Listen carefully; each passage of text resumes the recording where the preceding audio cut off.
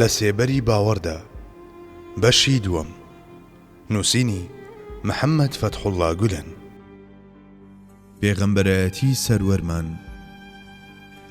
پێشەچی هیچ جێکێک لە بوونەوەران بێ ئامانج و بێفەرمانبەری نین و هیچ زیندەوەرێکیش بەبێ ڕابەر و پێشەوا بەجێ نەهێڵراوە. ئەو خوایی کە مێرولەکانی بەبێ پادشا و هەنگەکانی بەبێ شاژن و باڵندەکانی بەبێ ڕابەرجێ نەهێشتووە، بێگومان مرۆڤەکانیش بەبێ پێغەمبەر و چاوساغ بەجێ ناهێڵێت.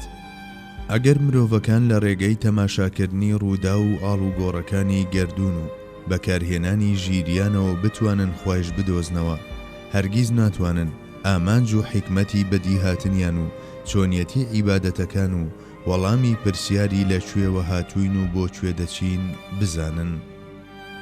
تەنها پێغەمبەرانن عەلەیهوم السەلام کە تۆوی توانا و لێهاتنە بێسنوورەکانی نێوسروشتی مرۆڤ دەتەقێن و گەشەی پێدەدەن و بە ئاراستەی ئامانجی بەدیهاتنیان دەیان خەنەگەڕ.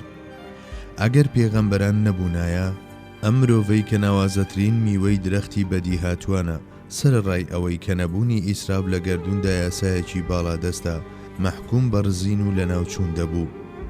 بەڵێ، ڕێکخستنی مامەڵە و پەیوەندی نێوان ئەو مرۆڤانەی کە ناچارن پێکەوە و بە شێوەی کۆمەڵ بژین و فێرکردنی یاسا و ڕێساکانی ژیان و بنیادنانی کۆمەلگا لەسەر بناغەکانی دادپەروەری و حەق کاری پێغەمبەرە پەروەردەکارەکانە. بە هەمان جۆر ئەو مامۆستایانەش کە نهێنی شتوڕ و داوەکان فێری مرۆڤەکان دەکەن و پەیوەندی نێوان مرۆڤ، گەردون و کتێب ڕوون دەکەنەوە، دیسان پێغەمبەرانن. ئەو ڕابەرانەش دیسان پێغەمبەرانن کە بە یارمەتی خوای گەورە دەگەن بە کۆتا خاڵی گەیشتن و لە هەموو بوارێکی مادی و مەعنەویدا مامۆستایەتی گرۆی مرۆڤ دەکەن و بە شێوازی سەرسوڕهێنەر و ڕچەشچێن ڕێڕەوی مێژوو دەگۆڕن و بەو موعجیزانەش کە پێشانیان داوە زەمینەیان بۆ دامەزرانی شارستانیەتیەکان و گەشەکردنی زانستەکان خۆش کردووە. دوای ئەوەی پێغەمبەرێک ئەرچی خۆی بەجێگەیاندووە و کۆچی کردووە و کاتێک مرۆڤایەتی سەر لە نوێ ڕاپێکی نێو تاریکی و گومڕایی بووە، دیسان ئەوە پێغەمبەرە یەک لە دوای یەکەکان بوون کە بە یارمەتی ڕەحمەتی بێسنووری خوایی مرۆڤیان بە هیدایەت و ڕووناچی گەیاندووە. یەکەم و گەورەترین شاید لەسەر ئەو پێغەمبەرانەی بەتایبەت ئەو پێغەمبەری ئەکرەمەی کە ڕابەر و ڕێنمونیکار و شەفاعەتکارمانە کە لە بابەتی گواستنەوەی وەحی و مانە خواییەکان بۆ ئێمە چەقی تەجەلیە خواییەکانن، خوای گەورەیە. ئەو قورئانەش کە لەسەر زمانی حەبیبی ئەکرەم کە بولبولی پایە بڵندی کۆشتی گەردوونە خوێندایەوە، گەورەترین شایەتە لەسەر پێغەمبەرێتی و پێغەمبەران و حەزرەتی پێغەمبەر. لەبەر ئەوەی ناتوانین پێغەمبەرایەتی گشت پێغەمبەران عەلەیهوم السەلام لێرەدا بهێنین، ئەوە لەو باوەڕەداین کە بە باسکردنی ئەو سوڵتانی پێغەمبەران حەزرەتی موحەممەدەی صەڵی الله عەلەیه وسەلەم کە سەرجەمی پێغەمبەران و کتێبە پیرۆزەکانی پێناساندوین، وەک ئەوە وایە باسی هەمویان بکەین و لە گشتیان تێبگەین. ئەگەر پێغەمبەرایەتی ئەو بسەلمێت، ڕاستێتی هەر شتێکیش کە ئەو هەواڵی لەبارەوە داوە دەسەلمێت. شتێکی سەلماوە کە باوەڕبوون بە خوای گەورە سەرچاوەی بەختەوەریە. بەڵام مرۆڤ ئەگەر لە پاڵ خوای گەورەدا باوەڕی بە پێغەمبەری خوش نەبێت، لە پەرێشانی و دەربەدەری ڕزگاری نابێت. بەڵێ، ئەگەر مرۆڤایەتی دەیەوێت لە سەرگەردانی ڕزگاری بێت، ئەوا دەبێت بە هەموو هەست و ڕۆحی محەممەد ڕەسوول الله بڵێت. ئەلف تەورات و ئینجیل بەڵگەن لەسەر پێغەمبەرایەتی پێغەمبەرمان. هاوڕێ لەگەڵ پێغەمبەرانی ڕابردوودا عەلەیهوم السەلام، کتێبە پیرۆزەکانی چەشنی تەورات و ئینجیلیش بەڵگە و شایەتن لەسەر پێغەمبەرایەتی خاتەمی ئەنبیا صەڵی الله عەلەیه وسەلەم. لەم ڕۆوە زانایانی وەک حوسەین الجەسر چەندین ئاماژە و هێمایان لەو کتێبانەوە سەرڕای شێوان و دەستکاریکرانیان دۆزیوەتەوە. لێرەدا تەنها ئاماژەکردن بە چواردانیان بەسەر و زیاد دەزانین. 1. سەبارەت بە ئەوان لە برایەکی نێوخۆیانەوە پێغەمبەرێکی وەکو تۆ دەنێرم و وتەکانم دەخەمە سەرزاری ئەو. بەڕاستی موساوتی خوا لە نێو براکانی خۆتاندا پێغەمبەرێکی وەک منتان بۆ دەنێرێت، ئێوەش هەرچێکی وت گوێی بۆ بگرن. و هەموو پێغەمبەران عەلەیهوم السەلام هەر لە ساموێل ئیسماعیلەوە هەتا دانەدانەی ئەوانەی دوای خۆی هەردەم مژدەی ئەو ڕۆژە بەڵێنراوەیان ڕاگەیاند وەخوای تۆ پێغەمبەرێکی دیکەی وەک موسای لە بەنی ئیسرائیلدا دروست نەکرد. ئەم ئاەتە کە لە عەهدی عەتیق تەورات و عەهدی نوێ ئینجیلەوە هێنداون ئەم چەند خاڵەمان بۆ ڕوون دەکەنەوە. ئەلف بەنی ئیسرائیل دەچنەوە سەر حەزرەتی ئیسحاقی کوڕی حەزرەتی ئیبراهیم. کاتێک حەزرەتی موسا دەفەرموێت لە براکانتان ئاماژە بە حەزرەتی ئیسماعیلی برای حەزرەتی ئیسحاق و نەوەی ئیسماعیل دەکات.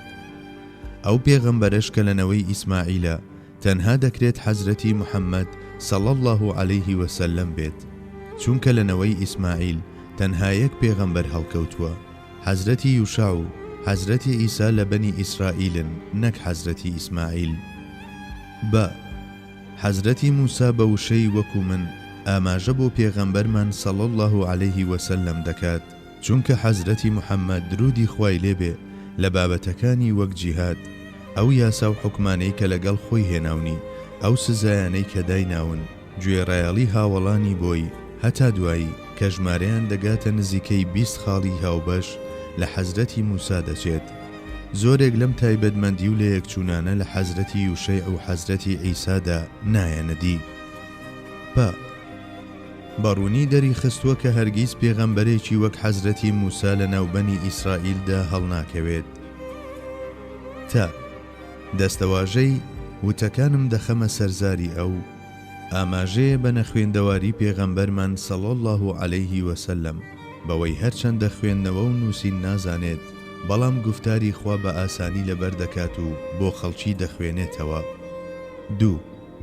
خوا لە سیناوە هاتوو لە سایریشەوە بەسەر ئەواندا هەڵهاتوو لە چیاکانی فاراندا درەوشایەوە و لە نێوسەدان هەزار مقەدەسەوە هات لە دەستی ڕاستیدا فەرمانێکی ئاگرینی بۆ ئەوان پێبوو. ئەلف هاتن لە سیناوە ئاماژەیە بۆ بەخشینی فەرمانە خواییەکان بە حەزرەتی موسا لە چێوی سینادا. هەڵهاتن لە سایرەوە هێمایە بۆ بەخشینی ئینجیل بە حەزرەتی عیسا. هەرچی درەوشانەوە لە نێوچیاکانی فارانیشە ئاماژەیە بەوەی کە پێغەمبەرمان صلی الله عليه وسلم لە مەککەوە دەردەکەوێت. هەروەک فاران یەکێکە لە ناوە کۆنەکانی مەککە. لە بەشی تەکوینی کتێبی پیرۆزیشدا بازدەوە دەکرێت کە حەزرەتی ئیسماعیل نیشتەجێی دەشتی فارانە. بە ئەو مقەدەسانەی کە لە نێویانەوە دێت ئاماژەیە بە ئالی بەیت و هاوڵە بەڕێزەکانی کە لە گشت خراپی و نەنجیەک دوورن. فەرمانێکی ئاگرین لە دەستی ڕاستدا هێمایە بۆ جیهاد لە ئاینی ئیسلامدا. 3. بەردەکە بوو بە بەردی سەرگۆشە و ئەمەش ڕووداوێکی سەرسوڕهێنا. مەلەکوتی خوای گەورە لە ئێوە وەردەگرێت و دەدرێت بە نەتەوەیەک کە میوەکانی ئەو پێدەگەیەنێت. ئەوەی بکەوێت بەسەر ئەم بەردەدا پارچە پارچە دەبێت، ئەویش بکەوێت بەسەر هەر کەسێکدا دەیکات بە تەپ و تۆس. ئەلف لەم ئاەتەدا بەردی سەرگۆشە ناگونجێت حەزرەتی عیسا بێت، چونکە لە ژێر حەزرەتی عیسا و پەیامەکەیدا پارچە پارچە بوون و بوون بە تۆز ڕووی نەداوە، بەڵکو ئەمە لای پێغەمبەرمان صلی الله عليه وسلم ڕوویداوە. خۆی لە خۆیدا ئەوە پێغەمبەرمان بووە کە حکمی کردووە نەک حەزرەتی عیسا. خودی حەزرەتی عیسا دەفەرموێت کە ئەو بۆ حکمکردن نەهاتووە. لە فەرمودەیەکدا کە بوخاری و موسلیم ڕیوایەتیان کردووە پێغەمبەری خوا صلی الله عليه وسلم ڕاستەوخۆ دەفەرموێت کە بەردی سەرگۆشەی بینای پێغەمبەرانە و بەدانانی ئەم بەردە واتە بەهاتنی پێغەمبەرمان پێغەمبەرایەتی کۆتایی پێدێت. 4. خوا فارەقلەی تێکی دیکە بە ئێوە دەبەخشێت بۆ ئەوەی هەمیشە لەگەڵتان بمێنێتەوە. ئەو هەموو شتێکتان فێر دەکات و هەموو ئەو شتانەتان بیر دەخاتەوە کە من پێم وتون. ئەو شایەتی لەسەر من دەدات ئەگەر من نەڕۆم فارەقلیت نایەت. وە کاتێک ئەو هات لە بابەتی چاکە و خراپە و حکمدا خەڵک ناچار بەدام پێدانان دەکات. ئەسڵی وشەی فارەقلیت لە زمانی یۆنانیدا پیریکلیتۆسە کە بە هاواتای ئەحمەد دێت لە زمانی عەرەبیدا.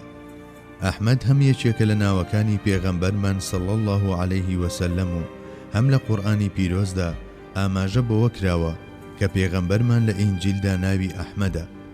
هەروەها ئەو تایبەتمەندیانەی کە لێرەدا هاتوون تەنها لە پێغەمبەرماندا بوونی هەیە.